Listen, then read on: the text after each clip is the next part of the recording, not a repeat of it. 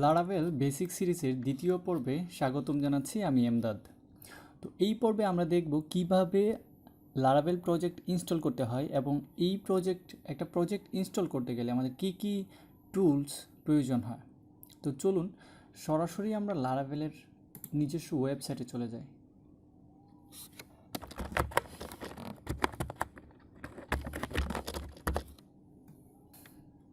Website থেকে documentation, এইখান থেকে মূলত আমরা দেখতে পাবো আমাদের কি কি জিনিসগুলো লাগবে একটা লারাভেল অ্যাপ ইনস্টল করতে। সো ইনস্টলেশনে দেখতে পাচ্ছি আমরা সার্ভার রিকোয়ারমেন্টস, কী কী জিনিসগুলো লাগবে এখানে একটু শর্ট লিস্ট করে দেওয়া আছে। যেমন হচ্ছে পিএইচপি, বর্তমান যে আমাদের লারাভেলের ভার্সন সেটা হচ্ছে 7 সামথিং। এর জন্য যে আমাদের সার্ভার কনফিগারেশন লাগবে সেটা হচ্ছে পিএইচপি লাগবে 7.2.5, মিনিমাম রিকোয়ারমেন্ট হচ্ছে এটা, এর উপরে হলেও প্রবলেম হবে না।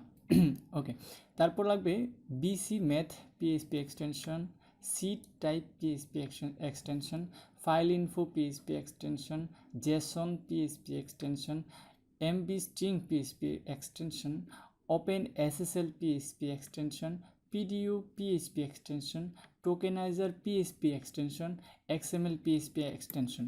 দেখতে অনেক কিছু মনে হচ্ছে যে এত কিছু একসাথে কিভাবে করব। তো এইটা আমাদের চিন্তার কিছু নেই, এই সব কিছু থাকে এমন একটা প্যাকেজ ব্যবহার করলেই আমরা মূলত এই সমস্যাগুলো সমাধান করতে পারবো। এই সবগুলো জিনিস যেখানে আমাদের একটা প্যাকেজ করে রাখা আছে সেই রকম একটা কিছু ব্যবহার করব, যার ফলে আমাদের এত কিছু চিন্তা করতে হবে না। ওকে, এছাড়াও আমাদের যে জিনিসগুলো লাগবে সেটা হচ্ছে আমাদের ডাটাবেস রাখার জন্য একটা ডাটাবেস সফটওয়্যার লাগবে, সেটার মধ্যে আমরা ডাটাগুলো স্টোর করব।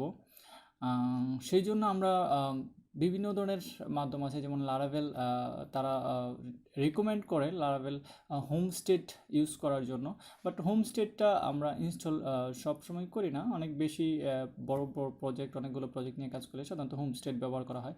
এছাড়া কিছু কাজ করার জন্য, দুই একটা প্রজেক্ট তৈরি করার জন্য আমাদের হোমস্টেড তেমন একটা প্রয়োজন হবে না। তবে এই ক্ষেত্রে আমাদের আরেকটা জিনিস ইম্পর্টেন্ট, সেটা হচ্ছে ইনস্টলেশন লারাভেলে আমাদের আরেকটা জিনিস লাগবে, সেটার নাম হচ্ছে কম্পোজার। কম্পোজার কি? কম্পোজার হচ্ছে একটা প্যাকেজ ম্যানেজার। আমরা জাভাস্ক্রিপ্টে বিভিন্ন ধরনের প্যাকেজ ম্যানেজার দেখছি, নোট জেএসের এবং ইয়ার্ন, ওগুলোর মধ্যে।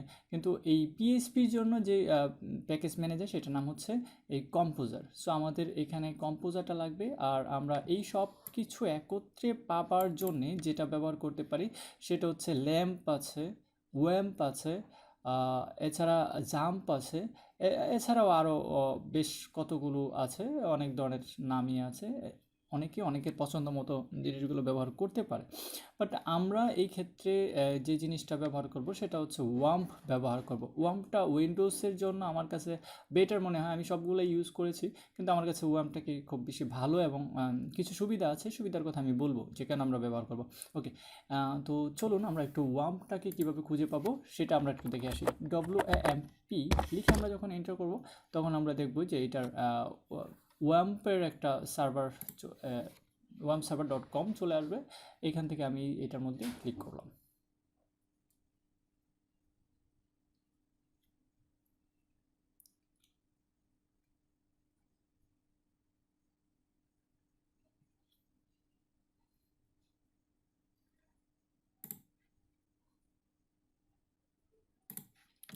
আচ্ছা, যাই হোক, আমাদের ওয়ার্ম সার্ভার যে সাইটটা আছে সাইটটা ডাউন দেখাচ্ছে, যার জন্য এটা কাজ করতেছে না। বাট আমরা সরাসরি ডাউনলোড করতে পারি সোর্সফগ থেকে।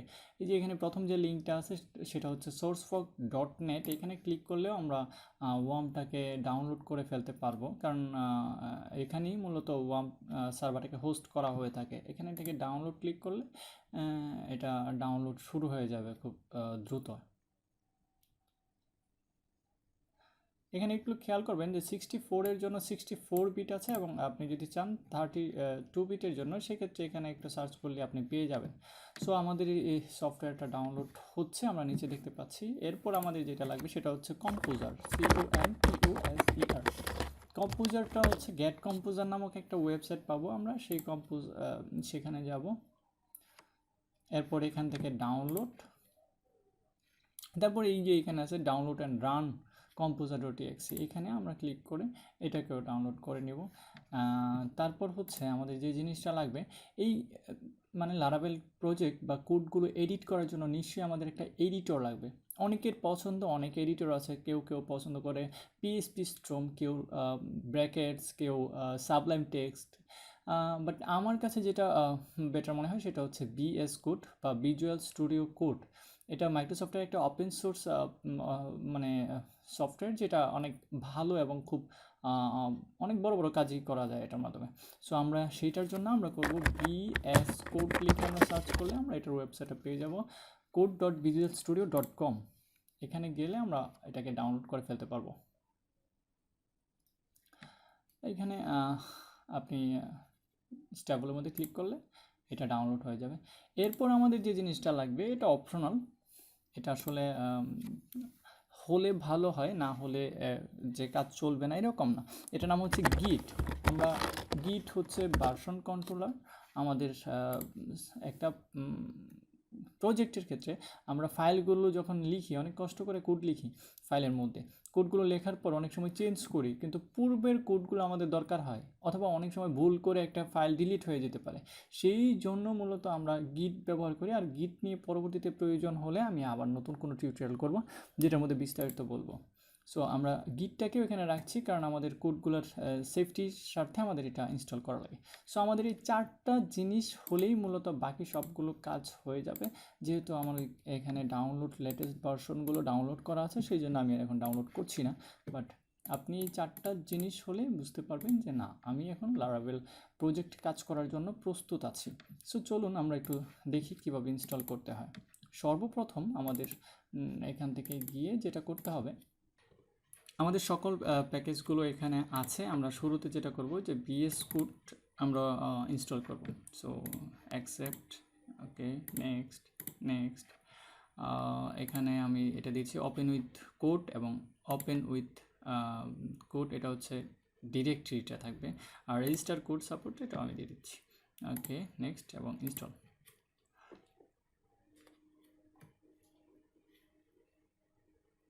অল্প সময়ের মধ্যে এটা ইনস্টল হয়ে যাবে। ওকে, আমি লঞ্চ করতে চাচ্ছি না, জাস্ট আমরা গিট ইনস্টল করব। গিটের মধ্যে ডাবল ক্লিক করলাম, ইয়েস, নেক্সট নেক্সট। আমি এখানে গিট বেসটা রাখবো আর গিট ইউআইটা রাখবো না, গিট। তারপর এখানে আমি ডিফল্ট ব্রাউজারটাকে দেখায়, ডিফল্ট এডিটরটাকে দেখায় দেব। তারপর নেক্সট নেক্সট।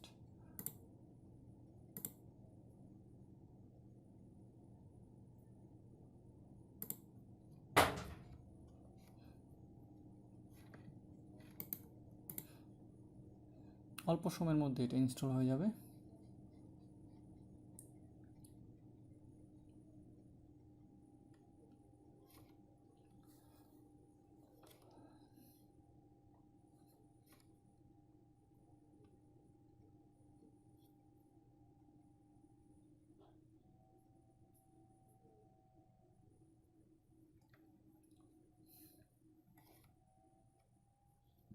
ওকে, এটা ইনস্টল হয়ে গেছে, আমি এটাকে অফ করে দিলাম।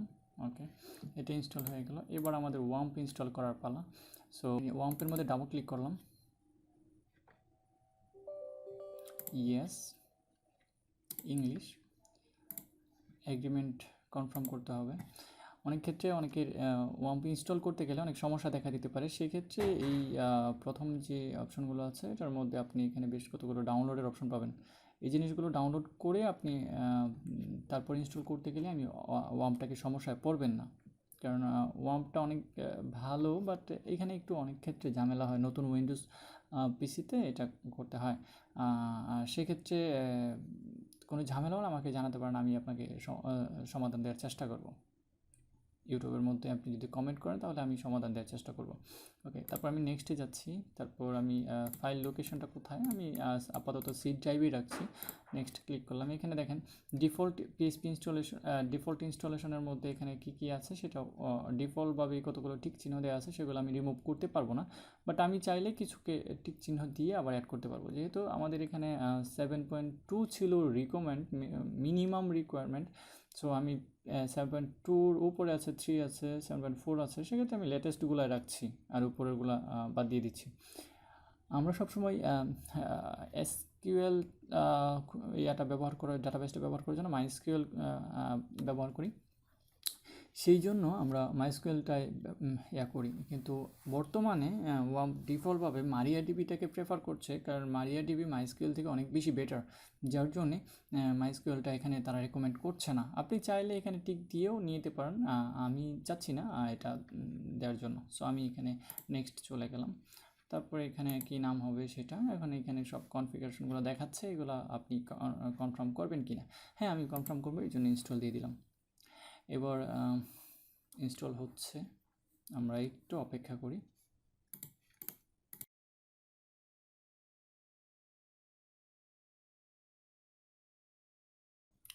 সো এখন এখানে আমাদের একটা ওয়ার্নিং চলে আসছে। সো আমাদের এখানে যেটা করতে হবে, যে বলা হচ্ছে যে সেট আপ করতে হবে, সেটা হচ্ছে এখানে ডিফল্ট ইন্টারনেট ব্রাউজার কোনটা হবে। বেসিক্যালি তারা ইন্টারনেট এক্সপ্লোরারটাকে রেকমেন্ড করছে, বাট আমরা এটাকে বলতেছি যে না, আমরা চেঞ্জ করব। আমরা বর্তমানে ইন্টারনেট এক্সপ্লোরারটা ইউজ করি না, সেক্ষেত্রে আমরা যেটা করি, গুগল ক্রোমটা সবচেয়ে বেশি ইউজ করি। সেই জন্য আমি এখানে সি ড্রাইভ গেলাম, এরপর থেকে প্রোগ্রাম ফাইলস 32 বিটের যেটা, সেটার মধ্যে গেলাম। এবার এখানে গুগলের মধ্যে ক্রোমের মধ্যে অ্যাপ্লিকেশনের মধ্যে গুগল ক্রোম.exe, আমি এটাকে ওপেন করে দেখিয়ে দেবো। এরপর বলতেছে ডিফল্ট এডিটর কোনটা হবে। সেক্ষেত্রে আমরা যেহেতু বিএস কোডটা ইনস্টল করেছি, সেই জন্য আমরা এটাকে ইয়েস করবো, আমরা চেঞ্জ করব। এখন বিএস কোডটা কোথায় থাকে সেক্ষেত্রে আমাদের অনেক সময় জানা থাকে না, সেই জন্য আমরা কি করতে পারি, এখানে যাব স্টার্ট মেনু, বিএস কোডটাকে খুঁজে বের করব। আর আমি একটু নিচের দিকে যাই, বিএস কোড। এখন এটার মধ্যে রাইট ক্লিক করব, মোড়ে যাব, এবার ওপেন ফাইল লোকেশন। এবার এখানে আছে, এখন এইটার মধ্যে রাইট ক্লিক করব, তারপর ওপেন ফাইল লোকেশন। এখন এখানে দেখা যাচ্ছে, আমি জাস্ট ক্লিক করে এটার লিঙ্কটাকে কপি করব। এইবার এখানে এসে আমি এটার মধ্যে দিব, রাইট ক্লিক করে পেস্ট করবো এবং এইটার মধ্যে দিয়ে গোতে যাব।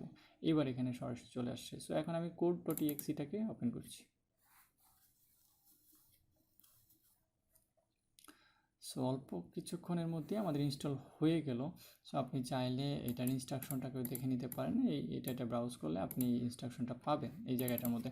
সো আমরা এখন নেক্সট করে ওকে ফিনিশ করে দিচ্ছি। আমাদের এখন সবগুলো জিনিস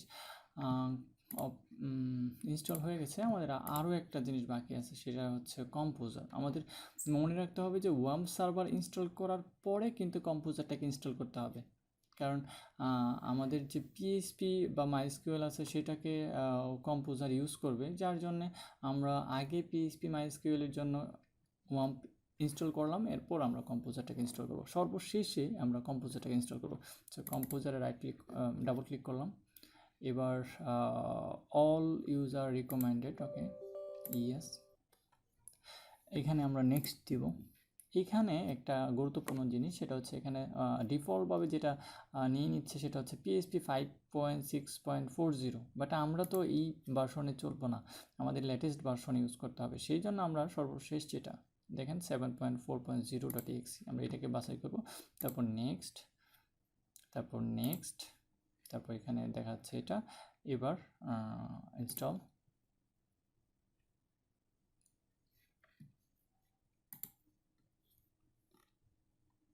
এটাও কিছুক্ষণ সময় লাগবে। তারপর নেক্সট, ওকে ফিনিশ হয়ে গেছে।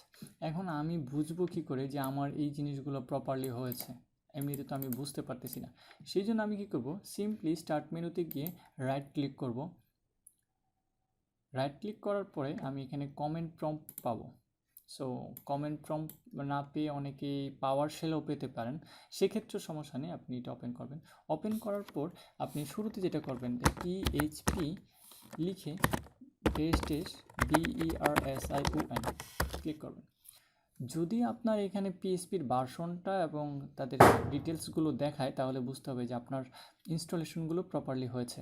যদি এটা শো না করে তাহলে বুঝতে হবে যে আপনার কোনো জায়গায় কোনো সমস্যা হয়েছে যার জন্য ইনস্টল হয়নি। সো আপনি যদি ইনস্টলটা না হয় সেক্ষেত্রে আমার এই ভিডিওটা আবার একটু দেখবেন, তাহলে আপনি ক্লিয়ারলি করতে পারবেন। এছাড়াও যদি কোনো সমস্যা হয় সেক্ষেত্রে আমাকে নক করতে পারেন। আমি ফেসবুকে ইউটিউবে কমেন্ট করলে আমি দেখে নেব, ইউটিউবে কমেন্ট করলে আমাকে আপনি পাবেন। সো এখানে ওকে হয়ে গেছে। এবার আমাদের যে কাজটা করতে হবে সেটা হচ্ছে লারাভেলের ওয়েবসাইটে যেতে হবে। লারাভেলের ওয়েবসাইটে আমরা যাব। এবার এখানে দেখেন ইনস্টলেশনের মধ্যে আমরা এগুলো অলরেডি ইনস্টল করে ফেলেছি, আমাদের ডিফল্টভাবে কিছু করতে হবে না, আমরা কম্পোজারটাও ইনস্টল করে ফেলেছি। এখন আমরা যে কাজটা করতে পারি সেটা হচ্ছে আমরা কম্পোজার ইউজ করে আমরা যদি একটা প্রজেক্ট তৈরি করতে চাই সেক্ষেত্রে আমরা কি করে করব সেই জিনিসগুলো আমরা দেখব, তবে আজকের পর্বে না। সেই প্রজেক্ট কীভাবে কি তৈরি করতে হয় অন্য যে ইয়াটা সেটা আমরা আগামী পর্বে দিয়ে শুরু করব। সো ভালো থাকেন সবাই, সুস্থ থাকেন। আর ভিডিও কেমন লাগলো, ভালো হচ্ছে না মন্দ হচ্ছে, একটু কমেন্ট করে জানালে আমি খুব খুশি হব। ধন্যবাদ আপনাদের সবাইকে।